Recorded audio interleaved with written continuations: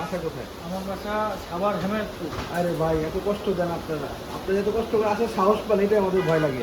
তা আমরা company already এই কথাগুলো বলতেছিলাম যে আমাদের কাস্টমার সারা বাংলাদেশে, তো এই জন্য তেলের কারণে কেউ আসে না। তো কোম্পানি ওটা বিশেষ করতে পারে না যে আপনাদের এত সেল কেন ড্রপ হইলো। পরে বললাম যে আসলে তেল না থাকলে মানুষ এত দূর দূরান্ত থেকে কীভাবে আসবে। যেমন আপনি আসছেন হেমায়তপুর, মানে আরেক দেশ, ওই ভাই আসছে কাশিমপুর, ওটা আরেক দেশ বলতে পারি আমরা, মানে যথেষ্ট দূর। আর আর এখানে যত কষ্ট করে আসেন এটার মূল কারণটা বলুন। মূল কারণ বিশ্বাস। বিশ্বাস। হ্যাঁ, বিশ্বাস যে এখানে আসলে আমরা ভালো সার্ভিস পাবো। এর আগে আমি বাইকটা আসলে এখানে নিতে আসছিলাম, এখানে না পাওয়া, এই কালারটা তখন অ্যাভেলেবেল ছিল না। আচ্ছা এখান থেকে আমাকে 60 ফিট থেকে বাইকটা নিয়ে দেওয়া হয়। আচ্ছা হ্যাঁ, তখন স্বামীর বাইক ছিল এখানে। আচ্ছা আচ্ছা স্বামী ভাইয়ের রেফারেন্সে ওখান থেকে বাইকটা নিই।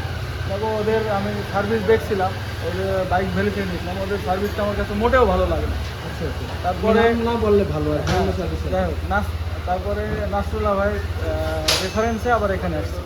আচ্ছা, পরে এখানে এসে আটকে গেছেন। হ্যাঁ, আমি করাইছি, তারপরে আমার কলিগ সেও এখান থেকে এখন রেগুলার করে। Thank you. আমাদের জন্য দোয়া করবেন যাতে আমরা আরো ভালো সার্ভিস দিতে পারি আপনাদেরকে।